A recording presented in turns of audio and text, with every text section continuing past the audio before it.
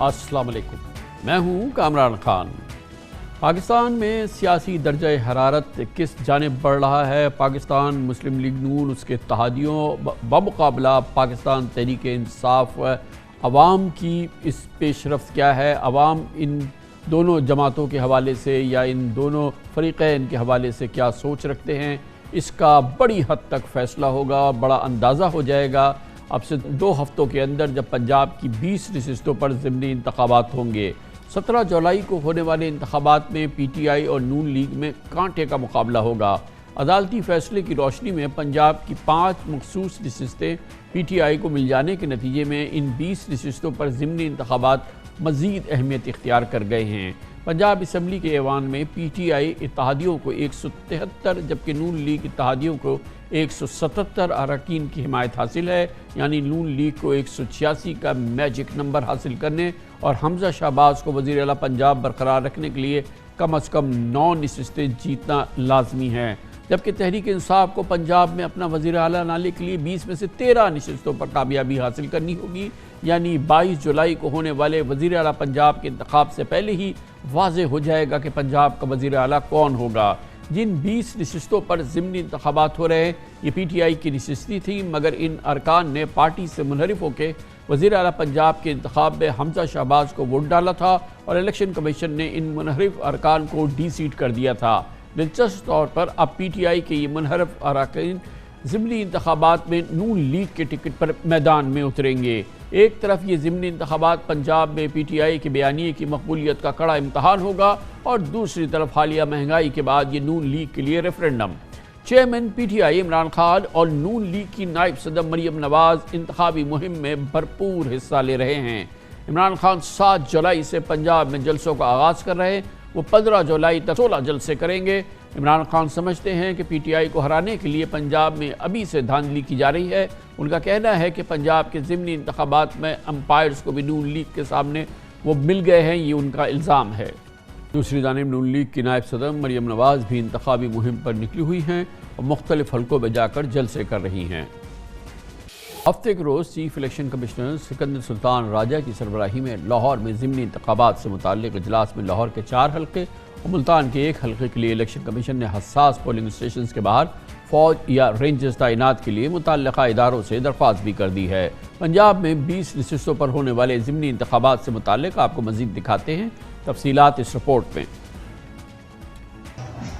17 جولائی کے انتخابات میں فتح حاصل کرنے کے لیے نون لیگ اور تحریک انصاف کی جانب سے ایڑی چوٹی کا زور لگایا جا رہا ہے۔ دلچسپ بات یہ ہے کہ پی ٹی آئی کے جن 20 ارکان پنجاب اسمبلی کو ڈی سیٹ کیا گیا تھا، ان میں سے کم از کم 10 ایسے تھے جو آزاد حیثیت میں منتخب ہو کر اسمبلی رکن بنے اور بعد میں تحریک انصاف میں شمولیت اختیار کی، یعنی یہ ارکان نون لیگ اور تحریک انصاف دونوں کے امیدواروں کو شکست دے کر رکن اسمبلی منتخب ہوئے اور بعد میں پی ٹی آئی میں شمولیت اختیار کی۔ اب یہ ارکان نون لیگ کی ٹکٹ پر انتخاب لڑ رہے ہیں، لیکن کچھ حلقوں میں نون لیگ کو اپنے ہی ارکان سے مقابلے کا سامنا ہے۔ مثلا پی پی 83 خوشاب میں 2018 کے انتخابات میں آزاد امیدوار غلام رسول تقریباً 69,000 ووٹ لے کر کامیاب ہوئے اور نون لیگ کے آصف ملک تقریباً 48,000 ووٹ لے کر دوسرے نمبر پر رہے، جبکہ پی ٹی آئی کے امیدوار 8,500 ووٹس لے کر تیسرے نمبر پر تھے۔ اب 2018 کے فاتح غلام رسول کے چھوٹے بھائی نون لیگ کی ٹکٹ پر میدان میں اتر رہے ہیں، مگر نون لیگ کے آصف ملک آزاد امیدوار ہیں۔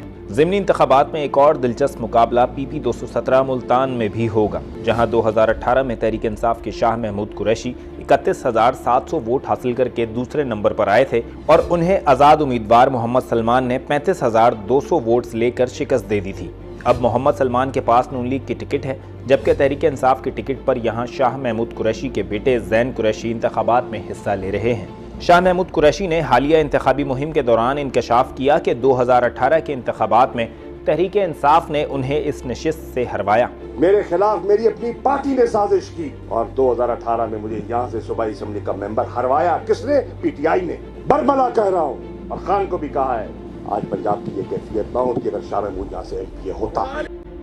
ان ضمنی انتخابات میں نون لیگ اور پیپلز پارٹی نے مشترکہ طور پر حصہ لینے کا فیصلہ کیا ہے۔ وہ الگ بات ہے کہ 2018 میں ان 20 حلقوں میں سے 15 ایسے تھے جن میں پیپلز پارٹی کو مجموعی طور پر 60,000 ووٹس بھی نہیں مل سکے تھے۔ دوسری جانب ٹی ایل پی بھی میدان میں ہے۔ بتایا جا رہا ہے کہ ان تمام 20 حلقوں میں ٹی ایل پی کے 5 سے 12 ہزار ووٹس ہیں جو چند حلقوں میں سپوائلر کا کام انجام دے سکتے ہیں۔ پنجاب کے 14 اضلاع میں 20 صوبائی حلقوں میں ضمنی انتخابات کے لیے 3141 پولنگ اسٹیشنز قائم کیے گئے ہیں۔ ان انتخابات میں مجموعی طور پر 175 امیدوار حصہ لے رہے ہیں۔ فیصلے کا دن تو بہرحال 15 جولائی ہے، جب ان 20 نشستوں پر ضمنی انتخابات ہوں گے، پاکستان کی سیاسی سمت کا تعین ہوگا۔ مگر اس وقت وہاں کیا درجہ حرارت ہے، صورتحال کیا ہے؟ آج کا درجہ حرارت جانچ رہے ہیں ہمارے ممتاز معروف صحافی، ہمارا مقبول پروگرام نقطہ نظر کے کو ہوسٹ اور معروف تجزیہ کار جناب اجمل جامی ہمارے ساتھ موجود ہیں۔ بہت بہت شکریہ اجمل جامی صاحب، بڑا وقت لگایا ہے آپ نے ان تمام حلقوں میں اور ان تمام جو کانٹے کا مقابلہ ہونے جا رہا ہے۔ مجموعی تاثر کیا ہے ان انتخابات کے حوالے سے آج، جبکہ اس الیکشن میں اب بھی 12-13 دن ہے اور ہر روز یہاں پہ امپورٹنٹ ہے ظاہر آنے والا دن؟ جی کامران خان صاحب، بہت شکریہ، آپ نے رپورٹ میں بھی کچھ دلچسپ حقائق ناظرین کے سامنے رکھے۔ عرض یہ کہ اکثر حلقوں میں جانے کا اتفاق ہوا اور پورا دن گزارنے کا موقع ملا۔ جو پاکستان تحریک انصاف کا سپورٹ بینک ہے وہ 2018 کی نسبت تگڑا ہوا ہے، اگر میں یہ کہوں تو یہ غلط نہیں ہوگا، کیونکہ حقائق مجھے آن گراؤنڈ یہی بتاتے ہیں۔ اس میں ظاہری سی بات ہے رجیم چینج کا ان کا نیریٹو ہو یا پھر لوٹوں کا نیریٹو ہو یا پھر آزادی کا نیریٹو ہو، وہ پرویل کرتا ہے، یہ کہنا چاہیے۔ جو سنا ہم نے عوام سے وہ میں بیان کر رہا ہوں۔ لیکن دوسری جانب پاکستان مسلم لیگ نون بھی بینک آن کرتی ہے اپنی پولنگ ڈے کی اسٹریٹجی اور پالیسی کے اوپر، جو ان کا سب سے مؤثر ہتھیار رہا ہے۔ اور حمزہ شہباز شریف صاحب ایم این اے رہے، لیکن وہ پنجاب کے الیکشنز چاہے وہ صوبائی اسمبلی کے ہوں یا قومی اسمبلی کے ہوں، اس سلسلے میں جو الیکشن کیمپین یا پولنگ ڈے کی اسکیم ہوتی تھی اس کے بنانے کے ماہر گردانے جاتے ہیں۔ خاص بات یہ بھی ہے کہ یہاں پر 10 ایسی سیٹیں ہیں 20 میں سے جو آزاد حیثیت میں منتخب ہو کر پھر پی ٹی آئی انہوں نے جوائن کی 2018 میں، تو الیکٹیبلز کی جو پوٹینشل ہے وہ بھی نمایاں حیثیت رکھتی ہے۔ لیکن کامران خان صاحب، جو آپ نے مجموعی تاثر پوچھا مجھ سے، سب سے الارمنگ فیکٹر یہاں پر مجھے ان حلقوں میں یہ نظر آیا کہ پاکستان تحریک انصاف اور پاکستان مسلم لیگ نون کی سپورٹ اور ووٹ بینک اپنی جگہ تو موجود ہے، لیکن تیسرا ایک انتہائی تلخ تجربہ مجھے ہوا کہ ایسا گروپ اور ایسے لوگ بڑی تعداد میں ایمرج ہو رہے ہیں جو کسی زمانے میں ہم سروے کرتے تھے وہ 3 یا 4% کے قریب ہوا کرتے تھے، جو یہ کہتے ہیں کہ وہ دونوں بڑی سیاسی جماعتوں سے تنگ آ چکے، وہ ووٹ دینا ہی نہیں چاہتے، جو کہ ظاہری بات ہے جمہوریت کے نقصان دہ ہے۔ مجموعی طور پر اگر میں ان حلقوں میں ان لوگوں کی پرسنٹیج کو کاؤنٹ کروں، جامی صاحب یہ بتائیے گا کہ یہ وہ الیکشن ہے جو کہ جس کا ابھی آپ نے ذکر نہیں کیا، اور 3 فیکٹرز آپ نے بتائے جو کہ سپورٹ میں جا رہے ہیں پی ٹی آئی کے، لیکن ایک کرٹیکل فیکٹر جو ہے کہ اس وقت پاکستان کی ریکارڈ مہنگائی ہے، تباہ کن مہنگائی ہے، ہر پاکستانی اس کے زبردست بوجھ کے اندر ہے۔ حکومت ظاہر ہے کہ آج نون لیگ کی ہے اور ان اپوزیشن جو اس وقت کی حکومتی اتحادی ہیں ان کی ہے، عوام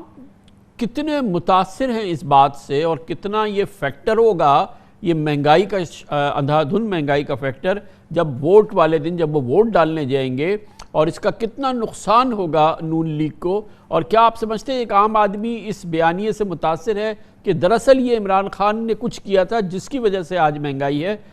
اس فیکٹر کے بارے میں آپ کا کیا تاثر ہے؟ جی میں ایک مثال کے ساتھ واضح کر دیتا ہوں۔ مثال کے طور پر ہم پی پی 83 خوشاب اور جوہر آباد کے علاقے میں موجود تھے۔ خان صاحب کوئی رات کے 9 بجے کا وقت تھا، مارکیٹس بند ہو جاتی تھیں تب تک، تو وہاں پر ایک جوتے مرمت کرنے والے بزرگ موجود تھے جو روزی روٹی کماتے ہیں۔ میں نے ان سے یہی سوال کیا جو آپ مجھ سے پوچھ رہے ہیں، کہ میں نے ان سے عرض یہ کی کہ عمومی طور پر آپ کا جو کام ہے وہ دن کی روشنی میں، آپ کے پاس کوئی لائٹ کا بندوبست نہیں ہے، آپ یہاں موبائل ٹارچ پر 9 بجے تک کیوں بیٹھے ہیں؟ ان کا جواب یہ تھا کہ پہلے میں مغرب کے وقت یہاں سے اٹھ جایا کرتا تھا، مہنگائی اس قدر زیادہ ہو چکی ہے کہ مجھے 3 سے 4 یا 5 گھنٹے اوور ٹائم لگانا پڑا ہے تاکہ 2 وقت کا میرا چولہا جلے۔ اس پر میں نے ان سے پوچھا کہ پھر آپ ووٹ کسے دیں گے، کسے سمجھتے ہیں ذمہ دار اس مہنگائی کا؟ انہوں نے موجودہ حکومت کو ذمہ دار گردانا، جو کہ ماضی میں یہ نون لیگ کے ووٹر ہوا کرتے تھے۔ اسی طبقے سے ان لوگوں کا تعلق بھی ہے جو 15% میری رائے میں بنتے ہیں، جو کہتے ہیں ہم نے ووٹ نہیں دینا کیونکہ ہم تنگ آ چکے ہیں، اس حکومت کے ہم سپورٹر تھے، انہیں ووٹ دیا تھا، ووٹ نہیں دیں گے۔ اور یہی جو فیکٹر ہے یہ سوئنگ فیکٹر بھی بن سکتا ہے کہ آخری ہفتے میں یا آخری دن میں جس بھی سیاسی جماعت نے اس طبقے کو ٹچ کر لیا یا ان کو پولنگ ڈے کے دن پولنگ اسٹیشن پر لے کے چلے گئے، وہ کامیابی حاصل کر سکتے ہیں۔ لیکن آن گراؤنڈ یس مجھے یہ کہنا پڑے گا، پاکستان تحریک انصاف کا بیانیہ، چاہے وہ جھنگ ہو، چاہے وہ بھکر ہو، چاہے خوشاب ہو، یا وہ لاہور بھی ہو، وہاں پر ان کا بیانیہ مؤثر انداز میں موجود ہے، ان کے حامی اس بیانیے کی تائید کرتے ہیں اور ووکل ہو کر بات کرتے ہیں۔ اس کے برعکس اگر میرے دائیں جانب یا بائیں جانب پی ٹی آئی اور نون لیگ اکٹھے کھڑے ہوں تو نون لیگ کا ووٹر اس ووکل پن سے بات نہیں کر پا رہا۔ یہ جو اس ووکل پن ایک عام سیاسی تجزیہ ہے اور جو ایک عام سیاسی رائے ہے وہ یہ کہ ان حکومت میں ہونا نون لیگ کو اور اس کے اتحادیوں کو بہرحال اس زمانے کے الیکشن میں بھاری پڑے گا۔ ابھی تک یہ تاثر جو ہے یہ ابھر کر سامنے آ رہا ہے، مطلب یہ تجزیہ غلط نہیں ہے۔ جی بالکل، میں آپ سے ایگری کرتا ہوں۔ پولنگ ڈے والے دن جو پولنگ اسکیم تو ہوتی ہے اپنی اپنی مینجمنٹ، لیکن یہ آپ کا تاثر درست ہے سر، اور اس کی بنیادی وجہ پاکستان مسلم لیگ نون کی کچھ ٹکٹوں کی ایلوکیشن ہے۔ آپ نے اپنی رپورٹ میں خوشاب کا ذکر کیا، جہاں پر آصف بھاس صاحب رنر اپ تھے پاکستان مسلم لیگ نون کے اور وزیر بھی رہ چکے اور نون لیگ کو ریپرزینٹ کرتے تھے، وہ آزاد حیثیت میں لڑے اور وہ لیڈ میں ہے پاکستان مسلم لیگ نون کے کینڈیڈیٹ کی نسبت۔ اسی طرح سے اگر ہم بات کریں فیصل آباد کی تو وہاں پر علی افضل صاحب پی ٹی آئی کینڈیڈیٹ ہیں، وہاں پر علی آزاد تبسم جو پاکستان مسلم لیگ نون کے ضلعی صدر تھے اور وہ فرنٹ رنر تھے فار دس ٹکٹ، ان کو ٹکٹ نہیں ملا تو لہٰذا وہ اس حد تک کیمپین نہیں کر رہے جس حد تک ان سے کی جانی چاہیے تھی۔ اجمل چیمہ صاحب جو منحرف ہیں ان کی وہاں پر ہمیں وہ پذیرائی دیکھنے کو نہیں ملی۔ سو از دا کیس ان شیخو پورہ کی کانسٹیٹوئنسی میں، وہاں پر بھی خالد ارائیں صاحب جب پہنچے تو عوام الناس نے ان کا کوئی اچھا استقبال نہیں کیا بلکہ ان تانوں سے استقبال کیا جو ہم سوشل میڈیا پر دیکھتے ہیں، اور وہاں پر جو ٹی ایل پی اور آزاد امیدوار تھے وہ اکٹھے ہو گئے، جس کی وجہ سے نون لیگ وہاں بھی رنر اپ کی پوزیشن میں مجھے دکھائی نہیں دیتی۔ لاہور کی اگر ہم بات کریں تو یہاں پر بھی جو 4 حلقے ہیں ابھی تک کا میرا اسیسمنٹ یہ ہے، ظاہری بات ہے خان صاحب بھی یہاں آئیں گے، مریم بھی جلسے کر رہی ہیں، تھوڑی بہت اوپر نیچے فرق آ سکتا ہے، یہاں پر 50-50 ہے، یعنی 2 سیٹوں پر پی ٹی آئی اور نون لیگ سے لیڈ کر رہی ہے ایکولی۔ لیکن اس میں سر 48% ووٹ جو ہے مجموعی جو پاکستان کا ووٹر ہے وہ یوتھ ہے، اور یوتھ کے ساتھ میں نے جہاں بھی بات کی گفتگو کی جو رجسٹرڈ ووٹر ہے وہ ڈومینیٹلی پاکستان تحریک انصاف کا مجھے سپورٹر نظر آیا ہے۔ بہت شکریہ اجمل جامی صاحب ہمارے ساتھ موجود تھے اور بہت دلچسپ، بہت سیر حاصل ان کا یہ تجزیہ ہے اور یہ on the spot on the ground یہ رپورٹ تھی۔ نیب قانون کو لولا لنگڑا کرنے اور منی لانڈرنگ کیسز کو نیب کے دائرہ اختیار سے نکال دینے کی تیاری کے بعد آج شہباز حکومت نے نیب کی انتظامیہ اور تفتیش کاروں کو بھی گہری نیند سلانے کی کوشش کی ہے۔ آج قومی احتساب بیورو میں بڑے پیمانے پر اکھاڑ پچھاڑ کی گئی، مگر بڑی دلچسپ بات ہے کہ اس وقت اکھاڑ پچھاڑ ہو رہی ہے جب نیب کا چیئرمین نہیں ہے اور نیب بغیر چیئرمین کے کام کر رہا ہے۔ نیب کے نامی گرامی ڈائریکٹر جنرل راولپنڈی عرفان نعیم منگی اور ڈی جی نیب لاہور شہزاد سلیم سمیت 6 ڈائریکٹر جنرلز کے تبادلے کیے گئے، تاہم الیکشن کمیشن آف پاکستان نے پنجاب کے ضمنی الیکشن یعنی 17 جولائی تک نیب میں تقرری اور تبادلے روک دیے ہیں۔ گویا حکومتی خواہشات پر عمل درآمد فی الحال 2 ہفتوں کے لیے مؤخر ہو گیا ہے اور بالآخر نیب اور اس کے افسران کے حوالے سے ہونا وہی ہے جو مخلوط حکومت کی ترجیحات میں شامل ہے۔ لگتا ہے مسلم لیگ نون اور پیپلز پارٹی کی leadership D G NAB Rawalpindi Irfan Naeem Mangi کو اپنے نیب کیسز کے حوالے سے اہم رکاوٹ سمجھتی ہے۔ یہ بہت اہم بات ہے کہ عرفان منگی ان کلیدی انویسٹیگیٹرز میں تھے اور اس کی سربراہی کی جنہوں نے نامی گرامی جعلی بینک اکاؤنٹ منی لانڈرنگ معاملات کی تحقیقات کی۔ یہ وہی معاملات ہیں جس کی سپریم کورٹ آف پاکستان نے حکم دیا تھا اور پھر سپریم کورٹ کے جج کی نگرانی میں یہ پورے معاملات ہوئے اور اس کے نتیجے میں متعدد کیسز کے ریفرنسز فائل ہوئے ہیں اور یقیناً اس کیس کے اندر جو شواہد و ثبوت سامنے آئے ہیں اس کا کوئی پیرالل نہیں ہے، وہ بہت امپورٹنٹ تمام معاملات ہیں۔ بہرحال اب عام لفظوں میں کہا جائے تو یہ کہا جا سکتا ہے کہ اب اس کے سربراہ کو، اس تمام تحقیقات کے سربراہ عرفان منگی کو کھڈے لائن لگایا جا رہا ہے۔ عرفان منگی نے حالیہ برسوں میں درجنوں ہائی پروفائل کرپشن کیسز کی انویسٹیگیشن کی۔ سابق وزیر اعظم نواز شریف کے خلاف پیراما اسکینڈل اور سابق صدر آصف زرداری سمیت دیگر ملزمان پر جعلی بینک اکاؤنٹس، میگا منی لانڈرنگ کیسز، اسکینڈل وغیرہ اور اس میں شامل ہیں۔ جی آئی ٹی کے رکن اور تفتیشی ٹیم کے وہ سربراہ بھی رہ چکے ہیں۔ عرفان منگی کی سربراہی میں نیب کی ہی ٹیم نے نواز شریف، مریم نواز، آصف زرداری، فریال تالپور، شاہد خاقان عباسی، مفتاح اسماعیل، احسن اقبال سمیت متعدد اہم رہنماؤں کو گرفتار کیا تھا۔ اسی کے ساتھ سابق D G NAB Lahore major retired Shahzad Saleem کا بھی تبادلہ کر کے فارغ کرنے کی کوشش کی گئی۔ شہزاد سلیم کا 1 سال میں دوسری بار تبادلہ ہوا ہے۔ پچھلے سال انہیں نیب ہیڈ کوارٹرز میں تعینات کیا گیا تھا، تاہم اس حکومت کے آنے کے بعد، شہباز شریف صاحب کی حکومت کے بعد 15 اپریل کو انہیں باقاعدہ دوبارہ ڈی جی نیب لاہور کا چارج دیا گیا تھا اور شہزاد سلیم اپریل 2017 سے دسمبر 2021 تک اور پھر اپریل 2022 سے ڈی جی نیب لاہور ہیں۔ اس عرصے میں انہوں نے شہباز شریف فیملی پر منی لانڈرنگ، آمدن سے زائد اثاثوں کے کرپشن کیسز کی انکوائری اور انویسٹیگیشن سے لے کر عدالتوں میں ریفرنس دائر ہونے تک کی نگرانی کی۔ بطور ڈی جی نیب لاہور شہزاد سلیم کے دور میں ہی وزیر اعظم شہباز شریف، وزیر اعلیٰ پنجاب حمزہ شہباز، وفاقی وزیر خواجہ سعد رفیق اور علیم خان سمیت متعدد رہنماؤں اور بیوروکریٹس کی گرفتاریاں عمل میں آئی تھیں۔ سابق ڈی جی نیب سکھر مرزا سلطان سلیم کی جگہ مسعود عالم خان کو تعینات کرنے کا بھی نوٹیفیکیشن جاری کیا گیا۔ خیال رہے کہ نیب سکھر میں خورشید شاہ، مراد علی شاہ، اس کے علاوہ نثار کھوڑو اور فریال تالپور کے نیب کیسز اور اربوں روپے کی گندم چوری کے اسکینڈل زیر تفتیش ہے۔ نیب قوانین میں زبردست تبدیلیوں کے بعد نیب کے اہم ترین کیسز، اہم ترین معاملات کے چیف انویسٹیگیٹرز کو تبدیل کر دینا آج اس کی بھرپور کوشش ہے۔ اس کی پس منظر جانیں گے اور اس کی تفصیلات ہمیں دیں گے۔ اسلام آباد میں ہمارے ساتھ موجود ہیں ہمارے نمائندے خصوصی عامر سعید عباسی۔ بہت بہت شکریہ عامر سعید عباسی صاحب، یہ تو بہت بڑا ایک ڈیولپمنٹ ہے۔ مثال کے طور پہ ڈی جی راولپنڈی جو ہیں عرفان منگی صاحب، یہ تو ان کی زیر نگرانی تو یہ تمام جو بہت ہی اہم ترین معاملات ہیں، خاص طور پہ جو پیناما کیس ہوا تھا وہ، اور اس کے بعد یہ جو فیک بینک اکاؤنٹ اور منی لانڈرنگ کے معاملات ہیں جن کا تعلق دونوں معاملات سے، اور دونوں پر سپریم کورٹ آف پاکستان کی حکم پر اور نگرانی میں ہوئے تھے،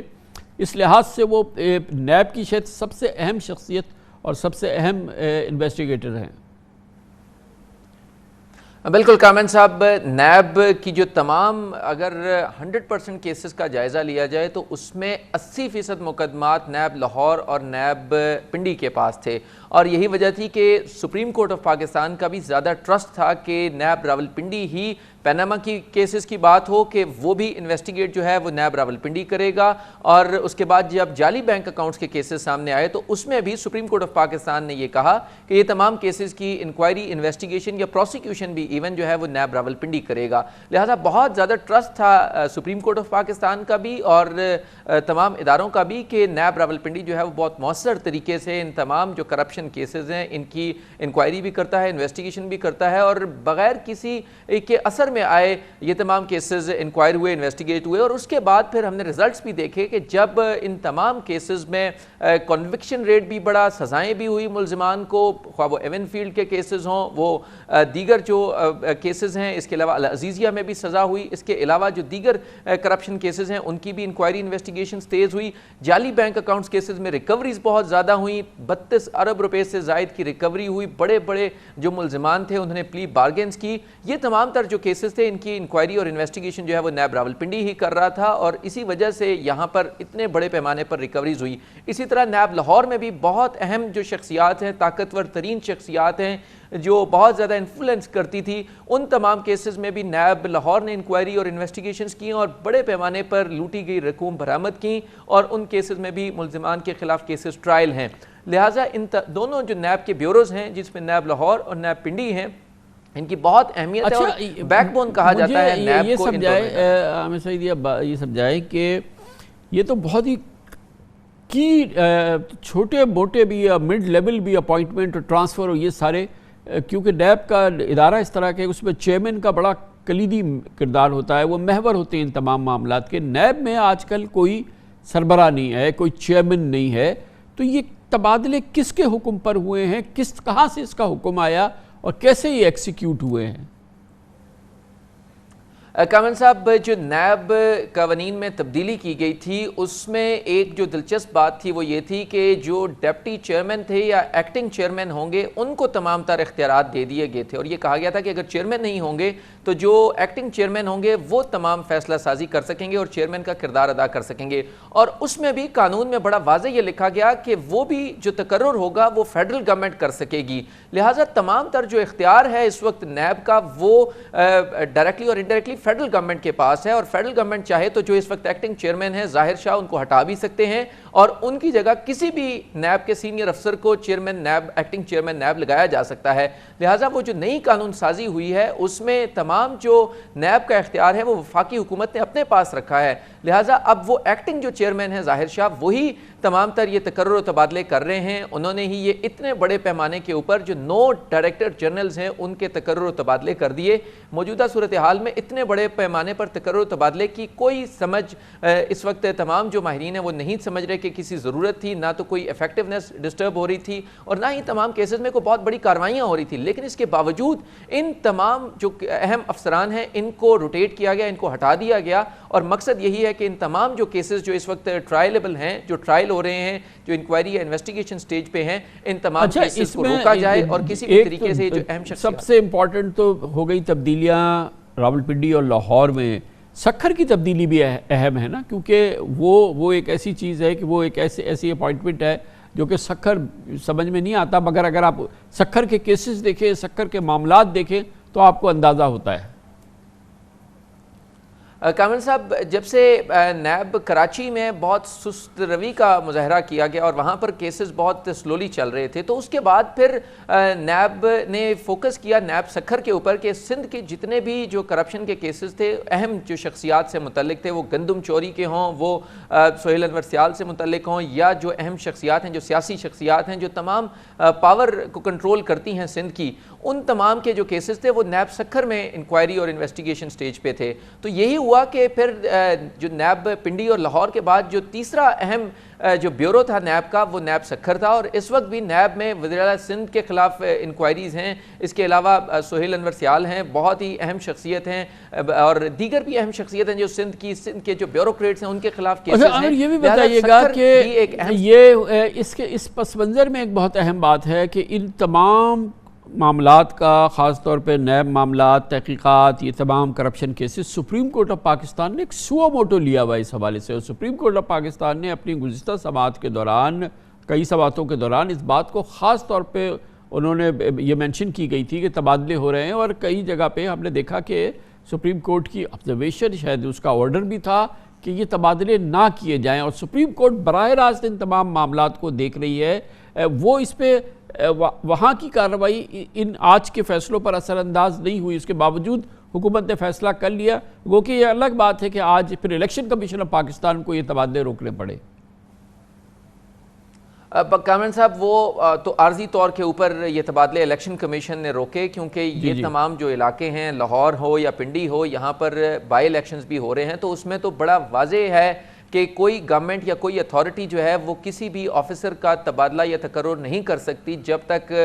جو کامیاب امیدوار ہے اس کا انتخاب نہیں ہو جاتا یا اس کا نوٹیفیکیشن جاری نہیں ہو سکتا. لہٰذا یہ تو ڈائریکٹلی جو ہے وہ وائلیشن تھی کوڈ آف کنڈکٹ کی جو الیکشن کمیشن کا تھا. لیکن دوسری جو اہم بات ہے, سپریم کورٹ نے اس تمام جو صورتحال تھی جب سے یہ گورنمنٹ آئی ہے, اور نیب, ایف آئی اے اور تمام جو تحقیقاتی ادارے ہیں ان کی جو پاورز کو کرٹیل کیا جا رہا تھا, روکا جا رہا تھا ان کو کہ کسی بھی طریقے سے وہ ان کرپشن کیسز کو آگے نہ بڑھا سکیں, تو اس پہ بڑا واضح احکامات دیے تھے کہ کسی بھی طریقے سے نہ کسی تفتیشی افسر کی, نہ ہی کسی اہم جو پروسیکیوٹرز ہیں ان کی, اور جو تمام لوگ ان انکوائریز اور انویسٹیگیشنز اور پروسیکیوشن سے جڑے ہوئے ہیں ان کا تقرر و تبادلہ نہیں کیا جا سکتا, نہ ہی انہیں عہدے سے ہٹایا جا سکتا ہے. لیکن اب دیکھنا پڑے گا کہ کیا اہم دباؤ تھا ایکٹنگ چیئرمین نیب کے اوپر جس کی وجہ سے انہوں نے یہ اتنے بڑے پیمانے کے اوپر کہ 9 ڈائریکٹر جنرلز کو ایک نوٹیفیکیشن کے ذریعے انہیں عہدوں سے ہٹا دیا اور تقرر و تبادلے کر دیا. اور جو دونوں اہم آفیسرز تھے, عرفان نعیم منگی ہوں یا شہزاد سلیم ہوں, ان دونوں کو کھڈے لائن لگا دیا گیا, اویئرنیس اینڈ پریونشن پہ لگا دیا گیا.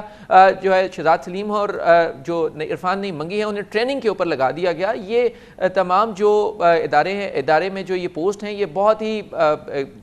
آپ کہہ لیں کہ کسی کام کی پوسٹ نہیں, اور یہاں پر کوئی آپریشنز کا کام نہیں ہوتا. آپ نے کہا کہ سپریم کورٹ کی اس سلسلے میں ایکسپلیسٹ آرڈر رہے تھے کہ اس قسم کی تمام جو یہ کرپشن کے انویسٹیگیشن ہو رہے ہیں, جو اہم انویسٹیگیٹر ہیں, یہ تمام لوگوں کو ان میں سے کسی کو تبدیل نہ کیا جائے. اس کے باوجود نیب کی پوری کایا پلٹ دی گئی ہے, تمام ہیرارکی کو بدل دیا گیا ہے آج. بالکل کامران صاحب, اور یہ اب سپریم کورٹ اس کے اوپر واضح طور کے اوپر ایکشن بھی لے گی, اور یہ معاملہ ٹیک اپ کیا جائے گا جب دوبارہ اس کیس کی سماعت ہوگی. کیونکہ کامران صاحب تمام جو ڈیسیجن میکنگ ہے نیب میں, وہ اس میں چیئرمین کے بعد جو اہم کردار ہوتا ہے وہ ڈائریکٹر جنرلز کا ہوتا ہے, جو ڈی جیز جو بیوروز چلاتے ہیں اور وہی فیصلہ سازی کرتے ہیں، کیونکہ نیب میں جو طریقہ کار ہے، اگر کوئی بھی رپورٹس بنتی ہیں انکوائری انویسٹیگیشن کی تو وہ سب سے پہلے ریجنل بورڈ میں جاتی ہیں اور اس کے بعد پھر ایگزیکٹو بورڈ میں جاتی ہیں. لہٰذا ان کو ہٹا دینا، تمام کیسز کو روک دینا ہے، تمام کیسز کو کی انکوائری یا انویسٹیگیشن ہو یا عدالتوں میں ان کے ٹرائلز ہوں، ان تمام پر اثر انداز ہونے کی کوشش ہے. اور یہ صریحاً سپریم کورٹ کے احکامات کی خلاف ورزی ہے، جو یہ کہتے تھے کہ کسی بھی طریقے سے ان جو کیسز ہیں ان میں ان کی جو شفافیت ہے یا ان کا جو ایک فیئر ٹرائل ہے وہ متاثر نہیں ہونا چاہیے. لیکن ہم دیکھ رہے ہیں کہ ان آج کے نوٹیفیکیشنز کے بعد یہ تمام کیسز میں اب کوئی پیش رفت کا امکان نہیں ہے، اور اب یہی لگتا ہے کہ یہ کیسز سست روی کا شکار ہوں. جو پروسیکیوٹر جنرل ہیں، جو کہ دراصل ان تمام کیسز کے امین ہیں، جو کہ جن کو یہ تمام مقدمات چلانے ہوتے ہیں، ان کو ڈسٹرب نہیں کیا گیا ہے. لیکن جو نیب کی یہ پوری پروسیکیوشن کی جو ٹیم ہوتی ہے اس میں بڑی دلچسپ تبدیلیاں آلریڈی کی جا چکی ہیں جو ہمیں اطلاعات ملتی ہیں. جی بالکل کامران صاحب، بہت سے ایسے پروسیکیوٹرز، ان سے ہماری آف دا ریکارڈ بات بھی ہوتی ہے، جن کو روکا جاتا ہے کام کرنے سے، یا ان کو یہ کہا جاتا ہے کہ آپ اس کیس میں یہ لائن لے لیں یا یہ لائن لے لیں یا تبدیل کر دیں. بہت سے پروسیکیوٹرز نے ریزائن کر دیا اور بہت سے پروسیکیوٹرز ایسے ہیں جنہوں نے کام کرنے سے انکار کر دیا. لہٰذا بہت زیادہ دباؤ ہے اس وقت نیب میں، نیب کے تمام آفیسرز میں. نیب کے جو تفتیشی افسران ہیں وہ استعفیٰ دے رہے ہیں اپنی سروس سے. نیب کے بہت سے آفیسرز ایسے ہیں جو پروسیکیوشن میں ہیں، وہ کام چھوڑ رہے ہیں، کیونکہ اس وقت نیب کے جو تمام تر کام ہے اس میں ایک شدید دباؤ نظر آتا ہے اور عملاً بھی نظر آتا ہے. اور ہم دیکھتے ہیں کہ عدالتوں میں بھی آپ دیکھیں تو اس میں بھی اب نیب وہ موقف اختیار نہیں کرتا جو اس سے پہلے ہوتا تھا، اور تمام کیسز جو کرپشن کیسز ہیں ان کو پروسیکیوٹ کرنے کے لیے پہلے موقف اپنایا جاتا تھا. اب نیب افسران کہتے ہیں کہ سر ہم ہدایات لیتے ہیں، سر ہم انتظار کرتے ہیں، سر تھوڑا سا انتظار کر لیں، قانون بدل رہا ہے، کبھی کہتے ہیں چیئرمین بدل رہے ہیں. پچھلے تقریباً 3 سے 4 ماہ کے دوران نیب میں عملاً کوئی کام نہیں ہوا اور صرف جو ہے وہ تاریخیں لے لی جاتی ہیں اور مہلت مانگی جاتی ہے. بہت شکریہ، بہت شکریہ عامر سید عباسی ہمارے ساتھ موجود تھے. یقیناً غیر معمولی ڈیولپمنٹ ہے جو پاکستان میں ہو رہی ہے. اینٹی کرپشن کا واحد ادارہ نیب، اس کو تو تہس نہس کر دیا گیا ہے، ختم کر دیا گیا ہے، مگر پاکستانی پریشان ہیں، مگر دنیا اس کو دیکھ رہی ہے. اور بہت ہی اہم دلچسپ ہوئی ہے، ایک اچانک یہ خبر آئی ہے کہ IMF نے پاکستان میں انسداد رشوت ستانی کے معاملات کے حوالے سے اور یہاں کے جو انسٹیٹیوشن انسداد رشوت ستانی کے ہوتے ہیں اس کی اس موجودہ صورتحال پر اپنی تشویش کا اظہار کرتے ہوئے حکومت پاکستان سے کہا گیا ہے کہ اس سے پہلے IMF کا پروگرام جاری ہو اس کی تسلی کرائی جائے کہ حکومت پاکستان ایک تسلی بخش نظام چلا رہی ہے انسداد رشوت ستانی کے محکموں کے حوالے سے. اور یہ بہت غیر معمولی ڈیولپمنٹ ہے جو ہوئی ہے اور جس کا باقاعدہ اظہار ہوا ہے اطلاعات کے مطابق IMF کی جانب سے. اس کی تفصیلات آپ سے شیئر کرتے ہیں ایک چھوٹے سے وقفے کے بعد. پاکستان کے قرض بحالی پروگرام کے لیے IMF اور پاکستان کے درمیان مذاکرات مسلسل جاری ہیں اور ایک حتمی معاہدے کی جانب آگے بڑھ رہے ہیں. پیٹرول، ڈیزل، بجلی اور گیس پر حکومت نے سبسڈی ختم کر دی ہے، ٹیکس ریونیو میں اضافے کی تجویز مان لی ہے. اب خبر آئی ہے کہ IMF نے اصرار کیا ہے کہ پاکستان میں اینٹی کرپشن قوانین میں جو اس وقت کے حالات ہے اور جو اس وقت اینٹی کرپشن قوانین کا اینٹی کرپشن کا یعنی کہ انسداد رشوت ستانی کا جو پاکستان میں محکمے ہیں یا جو ادارے ہیں ان کے حوالے سے جو سوالات اٹھے ہیں، IMF چاہتا ہے کہ اینٹی کرپشن کے معاملات پاکستان میں مضبوط ہوں، نہ صرف مضبوط ہوں بلکہ اس کی باقاعدہ تصدیق حاصل ہو کہ یہ تمام ادارے جو ہیں یہ باقاعدہ مضبوط اینٹی کرپشن کا کام کر رہے ہیں، ان کے پاس اس سلسلے میں قوانین ہے اور اس کی سکت ہے. یاد رہے کہ اس وقت ہو رہا ہے جب پاکستان میں نیب کے ادارے کو تقریباً ختم کر دیا گیا ہے نئی حکومت نے، اور روزانہ اس حوالے سے بڑی تبدیلیاں آتی ہے جس کے نتیجے میں جو اس وقت ملک میں اینٹی کرپشن کے معاملات، خاص طور پہ منی لانڈرنگ کے معاملات، جعلی بینک اکاؤنٹس کے معاملات، یہ تمام معاملات جو ہیں اور جن کے کیسز بہت مضبوط کیسز موجود ہیں وہ بھی تہس نہس ہو رہے ہیں. مگر اس پس منظر میں IMF نے کہا ہے کہ پاکستان کے معاشی بحران میں کرپشن کا بہت اہم ہاتھ ہوتا ہے اور اس لیے کہ پاکستان میں کرپشن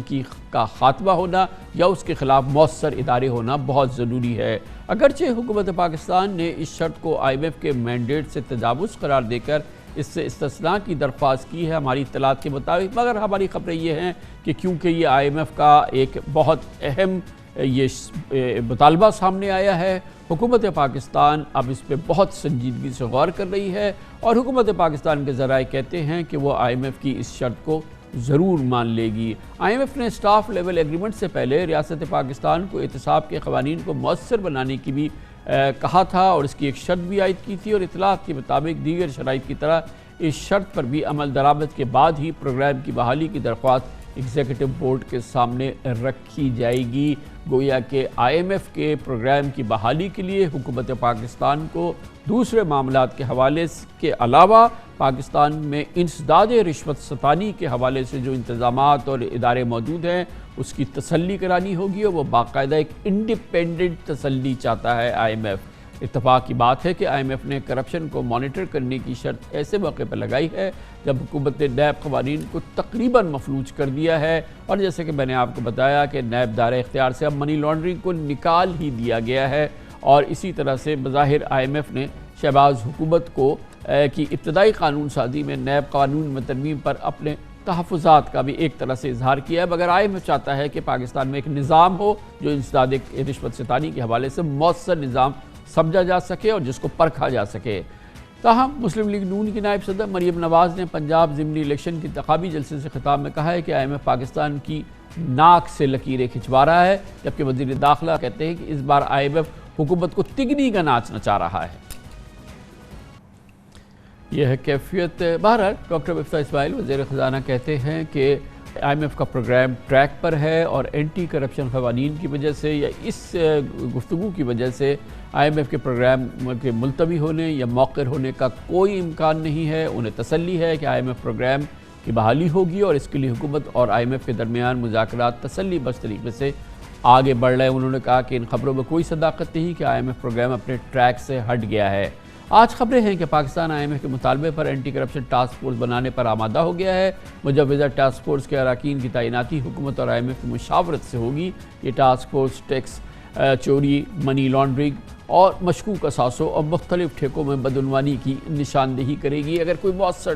ٹاسک فورس بن جاتا ہے تو یقیناً پاکستانی عوام، پاکستانی قوم آئی ایم ایف کی مشکور ہوگی کہ اس نے اپنے پروگرام کی بحالی میں پاکستان کی انتہائی اہم ضرورت کو پورا کیا ہے۔ مگر اس کی پوری تفصیلات لیتے ہیں، اس کے لیے ہمیں جوائن کر رہے ہیں ممتاز سینئر صحافی معاشی اور کاروباری امور جناب مہتاب حیدر ہمارے ساتھ موجود ہیں۔ بہت بہت شکریہ مہتاب حیدر صاحب۔ یہ بتائیے گا اس کی از خود ایک بڑی ایک غیر معمولی ڈیولپمنٹ ہے، کیونکہ آئی ایم ایف پاکستان کے پرائیویٹائزیشن کے پروگرام کے حوالے سے کہتا رہا ہے، جو مانیٹری معاملات اور فسکل معاملات ہیں اس کے علاوہ پاکستان کی جو اسٹیٹ اون انٹرپرائزز ہیں اس کے حوالے سے کہتا رہا ہے، مگر اس سے ہٹ کے مثال کے طور پہ ایک اینٹی کرپشن کے قوانین پاکستان میں کیا ہیں یا دوسرے قوانین کیا ہیں، اس حوالے سے آئی ایم ایف نے کبھی توجہ نہیں دی۔ یہ پہلی بار ہے کہ اس قسم کی بات آئی ہے، اور وہ بھی اس گفتگو کے بعد میں، یعنی شروع میں اس کا ذکر نہیں تھا، ابھی آپ نے ہی رپورٹ کیا اس کو کہ یہ اب یہ چیز سامنے آئی ہے میرے خیال میں شاید پچھلے چند دنوں کے اندر۔ دیکھیں کامران صاحب، تھینک یو ویری مچ۔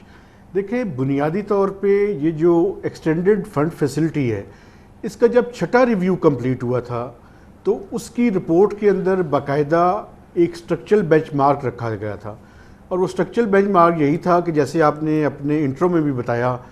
کہ ایک ٹاسک فورس بنائی جائے گی جو کہ انٹرنیشنل ایکسپرٹس بھی اور کچھ پاکستان سول سوسائٹی کی ریپریزنٹیٹیوز اور اس طرح کے لوگ اس کے اندر ہائر کیے جائیں گے جو کہ پاکستان کے پورے جو اینٹی کرپشن سے ریلیٹڈ ادارے ہیں ان کا پورا جائزہ لے گا اور اس کے بعد ان کو اسٹرینتھن کرنے کے لیے اپنی تجاویز مرتب کرے گا۔ اس کے ساتھ ساتھ یہ بھی کہا گیا تھا کہ جو یو این کی ریزولوشنز ہیں اس کے مطابق جو ہے وہ کوئی ایسٹ ڈکلیریشن کے لیے جو ممبران پارلیمنٹ اور اس کے علاوہ کیبنٹ کے لوگ ہیں اور اس کے علاوہ بیوروکریٹس ہیں اس کے لیے بھی ایک نظام متعارف کرایا جائے گا، اور جنوری تک جو ہے یہ ٹاسک فورس انہوں نے بنانی تھی اور اس سے اپنی رپورٹ مرتب کرنی تھی۔ لیکن یہ پی ٹی آئی کے دور میں جو ہے یہ اسٹرکچرل بینچ مارک جو ہے وہ آئی ایم ایف کے ساتھ ایگری ہوا تھا چھٹے ریویو کے موقع پہ، لیکن اس پہ عمل درآمد نہیں ہوا۔ تو اب آئی ایم ایف کا جو نقطۂ نظر ہے وہ یہ ہے کہ جو اسٹرکچرل بینچ مارک جو ہے وہ امپلیمنٹ نہ ہو سکے اس کو وہ پرائر ایکشن کے اندر جو ہے وہ چینج کر دیتے ہیں۔ اب پرائر ایکشن یہ ہے کہ جب تک آپ اس کو کمپلیٹ نہیں کریں گے تب تک آپ کا 7واں اور 8واں ریویو کمپلیٹ نہیں ہوگا. لیکن پاکستانی اتھارٹیز کیا کہہ رہی ہیں؟ وہ یہ کہہ رہی ہیں کہ یہ آئی ایم ایف کا مینڈیٹ نہیں ہے, آپ اس اسٹرکچرل بینچ مارک ہی رکھیں, ہم ٹاسک فورس بنا دیتے ہیں اور اس پروگرام کو آپ 7واں اور 8واں ریویو جو ہے وہ کمپلیٹ کر لیں, تو نیکسٹ ریویو سے پہلے ہم اپنی رپورٹ جو ہے وہ سبمٹ کر دیں گے. تو یہ ایک بون آف کنٹینشن ہے لیکن بظاہر یہ لگ رہا ہے جو میری درمیان بات ہوئی ہے مہتاب حیدر صاحب, مجھے لگ رہا یہ ہے کہ آئی ایم ایف انسسٹ کر رہا ہے کہ آپ اس کو پرائر ایکشن کو کمپلیٹ کریں. جب پرائر ایکشن کمپلیٹ ہوگا تو یہ 7th اور 8th ریویو کمپلیٹ ہوگا, پھر ہم آگے بڑھیں گے. اور بظاہر ایسا لگتا ہے کہ حکومت پاکستان اس وقت تگ و دو کر رہی ہے کہ یہ ٹاسک فورس بنائے, کیونکہ یہ ٹلنے والی بات نہیں ہے. اور ظاہر ہے کہ اس کی ٹائمنگ بڑی عجیب ہے, کیونکہ پاکستان میں نیب کا ادارہ تو ختم ہی کر دیا گیا, جس طرح کا بھی ادارہ تھا اس کو پچھلے ہی چند دنوں کے اندر اس کا تو تہس نہس کر دیا گیا ہے. تو شاید یہ اس سے آئی ایم ایف کا کیس اور بہت مضبوط ہوا ہے, اور حکومت پاکستان مجبور ہے, یہ حکومت مجبور ہے کہ وہ ایک اب ٹاسک فورس بنائے اور آئی ایم ایف کی تسلی کرائے. اور بڑی دلچسپ بات یہ ہے کہ آئی ایم ایف اس کی ایک انٹرنیشنل ایکریڈیشن مانگتا ہے, یعنی کہ وہ چاہتا ہے کہ ایسے ماہرین ہوں جن کی بین الاقوامی ساکھ بھی ہو. جی بالکل, یہ جو اسٹرکچرل بینچ مارک تھا یہ بالکل اس کے اندر موجود ہے کہ انٹرنیشنل ایکسپرٹس اور پاکستان کی سول سوسائٹی کی ریپرزنٹیٹیوز اس کے اندر شامل ہوں. یہ بالکل آپ کی بات ٹھیک ہے, اور اس کی ٹائمنگ بھی بڑی انٹرسٹنگ ہے. اور یہ اسٹرکچرل بینچ مارک جو ہے یہ 6ٹھے ریویو کے موقع پہ ایگری کیا تھا حکومت پاکستان نے. تو اگر آپ اس پہ امپلیمنٹ نہیں کریں گے تو وہ پرائر ایکشن پہ ڈیفینیٹلی انسسٹ کر رہے ہوں گے. ورنہ کیا ہوگا, اگر آپ اسٹرکچرل بینچ مارک پہ آئی ایم ایف عمل درآمد نہیں کراتا تو اس کے نتیجے میں آئی ایم ایف کو بورڈ کے پاس جا کے ایک ویور جو ہے وہ پاکستان کو لینا پڑے گا. تو اس لیے آئی ایم ایف تو ڈیفینیٹلی انسسٹ کر رہا ہے کہ آپ اس سے پہلے پرائر ایکشن سے پہلے آپ اس کو کمپلیٹ کریں, تاکہ ہم جو ہے وہ نئی جو ریویو ہے اس کو کمپلیٹ کر کے جاری کر سکیں. ایک ابھی اپنی اس گفتگو میں کہا کہ ایک انٹرنیشنل پروٹوکول ہے یونائٹڈ نیشنز کا, جس کے تحت جو پبلک آفس ہولڈرز ہیں, جیسے ہمارے پارلیمنٹیرینز ہیں, جیسے کہ سول سرونٹس ہیں, جیسے کہ یہ بیوروکریٹس ہیں, ان کی ایسٹس کے حوالے سے, ان کے معاملات کے حوالے سے کوئی ایک انٹرنیشنل پروٹوکول ہے جو کہ دنیا کے جو اس قسم کے ممالک ہوتے ہیں اس کو فالو کرتے ہیں, جو کہ ایک کریڈیبل پروٹوکول سمجھا جاتا ہے. تو وہ بھی ہم سے کہا گیا ہے کہ وہ ہم اس کو انفورس کریں یہاں پر. Very interesting. جی بالکل اس کے بارے میں بھی ہے, اور اس کے اندر اگر آپ 6ٹھی ریویو کے بعد جو سٹاف رپورٹ ہے اس کو پڑھیں تو اس میں بڑا کلیئر لکھا ہوا ہے کہ ایسٹ ڈکلیریشن سکیم لائی جائے گی, جس کے تحت پاکستان میں وفاقی کابینہ, پارلیمنٹیرینز اور جتنے بیوروکریٹس ہیں ان کو اپنے جتنے بھی ایسٹس ہیں وہ سارے کے سارے ڈکلیئر کرنے پڑیں گے. کیونکہ آپ کو پتہ ہے کہ جن ممالک کے اندر یہ کرپشن کی لعنت ہوتی ہے, وہاں پہ جتنے پاورفل طبقے ہیں ان کے لیے یہ ضروری ہے, اور اس کی یو این کی جو مینڈیٹ ہے اس کے تحت بھی ضروری ہے کہ وہ ایسی سکیم متعارف کرائی جائے اور اس کے تحت ان کے جو ایسٹس ہیں ان کو ڈکلیئر کیا جائے, اور پھر اس کے ساتھ ساتھ اس کی مانیٹرنگ بھی جو ہے وہ کی جائے گی. تو یہ بالکل آپ ٹھیک کہہ رہے ہیں کہ یہ بڑی ہی انٹرسٹنگ جو ہے وہ پاکستان کے لیے انہوں نے شرائط رکھی ہیں, اور پاکستان کو یہ امپلیمنٹ کرنی پڑیں گی. اچھا, جو اس سے پہلے جو ہمارے جو لائف لانگ ہمارے اسٹرکچرل بینچ مارکس ہیں, اور جو کہ آئی ایم ایف بار بار اصرار کرتا رہا ہے, پرائیویٹائزیشن اور ایس او ایز کے ہمارے جو معاملات ہیں, اس میں کیا اس پہ اتنا اسٹریس ہے جتنا پہلے ہوا کرتا تھا؟ آپ یہ دیکھیں کہ پاکستان میں آئی ایم ایف کے سامنے بھی یہ ہے کہ یہ پولیٹیکل ٹرانزیشن کا ٹائم ہے, اور ایک ایسے وقت میں کہ جب حکومت اپنا ٹینیور جو ہے وہ کمپلیٹ کرنا ہے, یہ اس کا فائنینشیل ایئر جو ہے وہ کمپلیٹ ہونا ہے, تو اس دور میں ایسے ٹائم میں بڑا مشکل ہے کہ پرائیویٹائزیشن کو جو ہے وہ اس پہ عمل درآمد کیا جائے. لیکن آئی ایم ایف کا اگر یہ ریویو کمپلیٹ ہوتا ہے تو آپ اس کے اندر دیکھیں گے کہ آئی ایم ایف اس بات پہ ضرور زور دے گا کہ جتنے بھی ایس او ایز کے لاسز ہیں ان کو کم کرنے کی کوشش کی جائے, اور پبلک پرائیویٹ پارٹنرشپ کے ذریعے یا باقی جو اقدامات ہیں ان کے ذریعے جو ہے وہ ٹرانسپیرنسی بھی کی جائے, اور ساتھ ساتھ ان کے لاسز کو کم کرنے کی بھی کوشش کی جائے. لیکن آپ یہ دیکھیں لیں کہ وہی اسٹرکچرل بینچ مارک, جی فرمائیے. میں کہہ رہا ہوں کہ جو وہی اسٹرکچرل بینچ مارک جو ہیں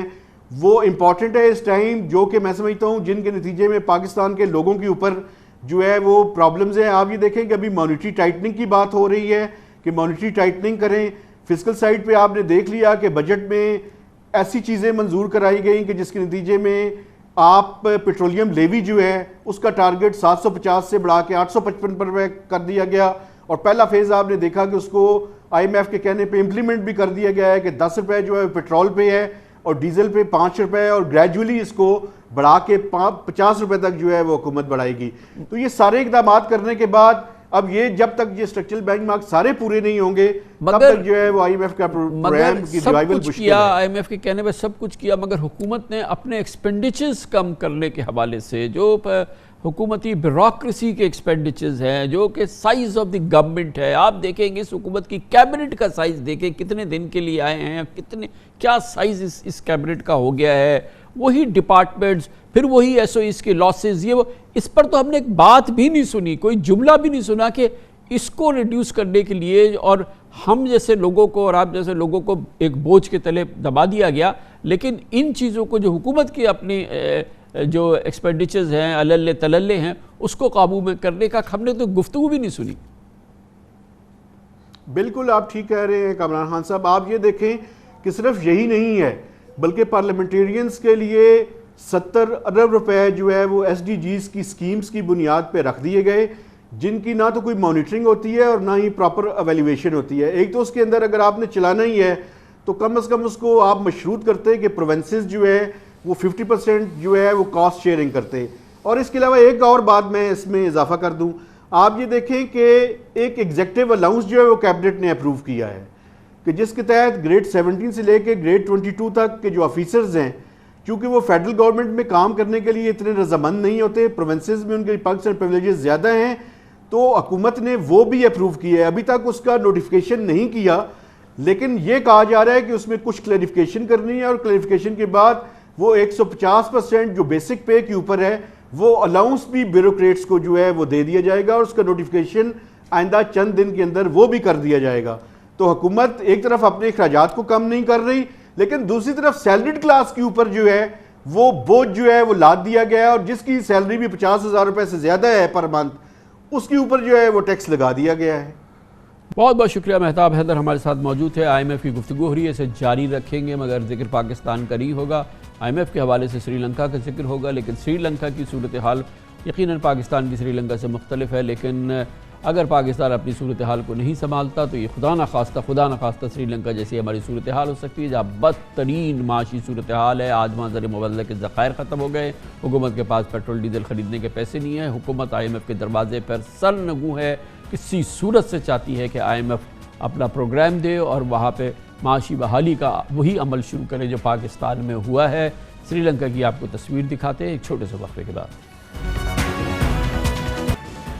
2.25 کروڑ کی آبادی والے ملک سری لنکا کا معاشی بحران دنیا کے لیے عبرت کی مثال بن گیا ہے۔ مہنگائی کی شرح 53% ہے اور 6 مہینے میں پیٹرول کی فی لیٹر قیمت 150 سری لنکن روپے سے بڑھ کر 470 ہو گئی ہے۔ ڈالر کے مقابلے میں سری لنکن روپیہ دیکھتے ہی دیکھتے 180 سے 370 کا ہو گیا۔ زر مبادلہ کے ذخائر پر بوجھ بڑھا اور تاریخ میں پہلی مرتبہ مئی میں سری لنکا 51 ارب ڈالرز کے بین الاقوامی قرضوں کی ادائیگی میں ڈیفالٹ کر گیا ہے۔ اس وقت Sri Lanka I am F سے 3 ارب ڈالرز کے بیل آؤٹ پیکج کے لیے مذاکرات کر رہا ہے، جبکہ سری لنکا کی حالت یہ ہے کہ پیٹرول کے ذخائر ختم ہو گئے ہیں۔ حکومت کے پاس ڈالرز نہیں کہ بین الاقوامی منڈی سے وہ تیل کی خریداری کر سکے۔ ملکی معیشت سخت دباؤ میں ہے، صنعتیں شدید مشکلات کا شکار ہیں، ملک میں کاغذ کی بھی قلت ہو گئی ہے، اسکولز اور تعلیمی ادارے بند کر دیے گئے ہیں، عوام کی روزمرہ کی زندگی مفلوج ہو گئی ہے۔ سری لنکا کے انرجی منسٹر کا کہنا ہے کہ ملک میں صرف 4000 ٹن پیٹرول کا ذخیرہ رہ گیا ہے جو ایک دن کے لیے ہے، جبکہ ملک میں پیٹرول کی اگلی رسد 22 جولائی سے پہلے ممکن نہیں۔ پچھلے ہفتے سری لنکا میں 14 روز کے لیے پیٹرول کی راشننگ کا اعلان کیا گیا تھا اور صرف مخصوص سروسز کے لیے پیٹرول مہیا کیا گیا تھا۔ سری لنکا کے دارالحکومت کولمبو میں پیٹرول کے حصول کے لیے پمپس پر کئی کلومیٹر طویل قطاریں دیکھی گئیں۔ ٹیکسی ڈرائیورز گھنٹوں نہیں دنوں انتظار میں اپنی ٹیکسیوں میں سوتے جاگتے رہے۔ کئی شہروں میں پیٹرول پمپس پر ہنگامہ آرائی کے واقعات ہوئے، شہر عوامی احتجاج ہوئے۔ 2 ہفتے قبل مشتعل عوام کو روکنے کے لیے سری لنکن فوج نے بلوائیوں پر فائرنگ کر دی۔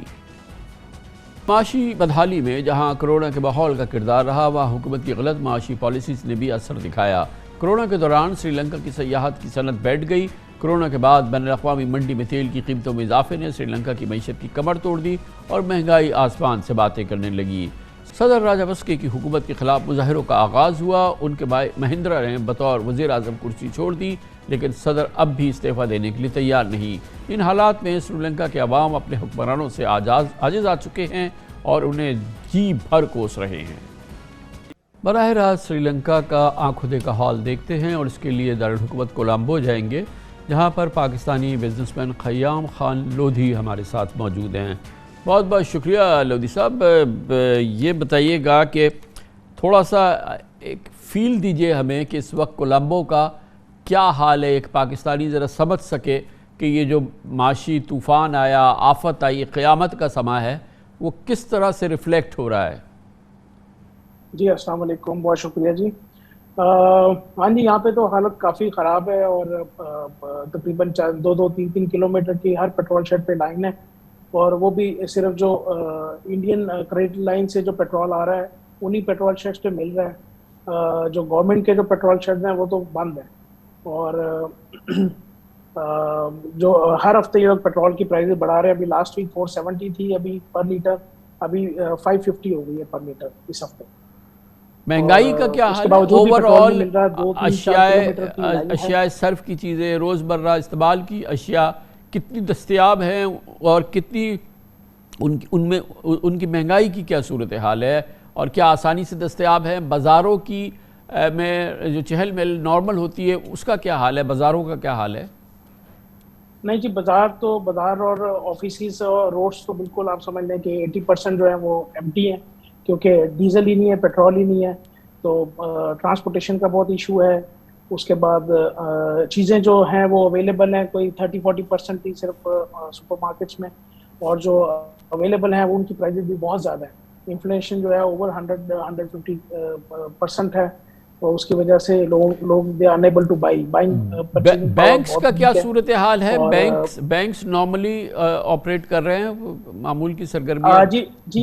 لاسٹ ویک تک تو بینک نارملی آپریٹ کر رہے تھے، لیکن وہ صبح 9 سے دوپہر 3 ہوتے تھے، جو لاسٹ ویک 9 سے 1 بجے تک کیے۔